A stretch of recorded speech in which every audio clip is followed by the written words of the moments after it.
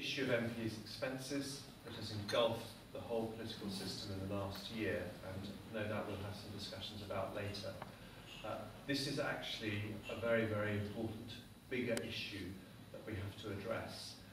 And when it comes to the issues inside the EU, things that are annoying the British public when it comes to MP expenses have annoyed Conservatives about Europe for a very, very long time. And no party can hold up its hand and say that it's whiter than white after what's happened in the last week. But I think the Conservative Party does have a very honourable record in Europe in campaigning for a more open, a more outward-looking and a more transparent Europe. And I'm going to ask our 7 candidates here today to sign a pledge that David Cameron has drawn up for all our European candidates. And the top of this pledge, I won't read every single item, but the top of this pledge is about transparency and ethics.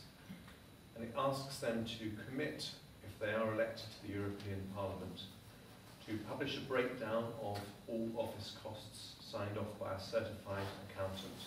That's unlike the EU accounts, which haven't been signed off for 15 years by a certified accountant. To publish details, and any of you are free to say this is too much for me and I don't want to do it, but I'm sure you won't. Publish details of all travel, including journeys to and from Brussels and Strasbourg. Publish the names of all staff, contractors and people that are engaged by you as part of your parliamentary duties.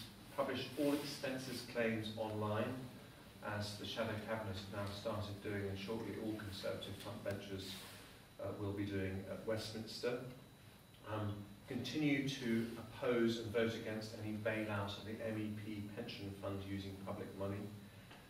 Publish online all details of meetings with lobbyists and interest groups, and press for these standards to be applied across the European Parliament. As Conservatives, we recognise that we have to have structural and institutional change, but we also recognise there are things we can do now to get the ball rolling, and that's what David Cameron was doing last Tuesday afternoon. And a lot of the things that have happened in the last few days are a direct result of David Cameron taking that lead and saying we've got to put a stop to this now, and that's why we've had a flood of MPs paying back expenses that they think are difficult to justify. That's why we've had people stepping down from their jobs, and actually, in the case of the Labour Party, people being suspended from the Labour Party whip. So that's the start of a very serious process. I just want to say a final comment about the European debate. You will hear shortly about the remarkable work done by Conservative MEPs in defending British interests in Europe. I think the broader issue is the choice we make as a nation as to our role in Europe. And the Conservative Party has a completely distinct position. We are different to Labour and the Liberal Democrats because, despite the fact that all 3 parties promised a referendum on the EU Constitution, which has now been renamed the Lisbon Treaty, we are the only party that honoured that pledge. We do not want further political integration in Europe.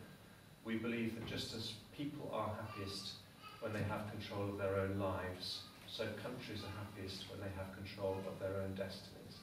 And that is a vision of Europe that we are fighting for. And that is why after this election we will be leaving the European People's Party because they have a different vision of the type of Europe that they want the EU to become.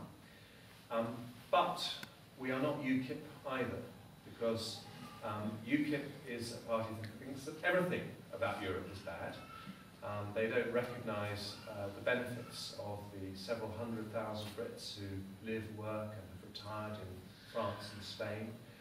They don't recognise the benefits that the structures of the EU present when you're combating things like climate change. And they don't recognise the extraordinary benefits the EU has provided to the new democracies of Eastern Europe.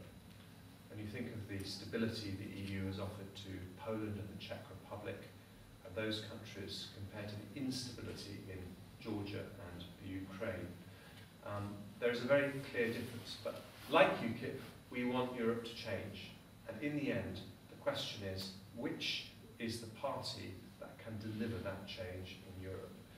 And our election campaign is about telling the people of this country that it is only the Conservative Party, through the work of our MEPs in the European Parliament and through running the country at Westminster, it is only the Conservative Party that offers the prospect of real and lasting change in Europe. Thank you very much.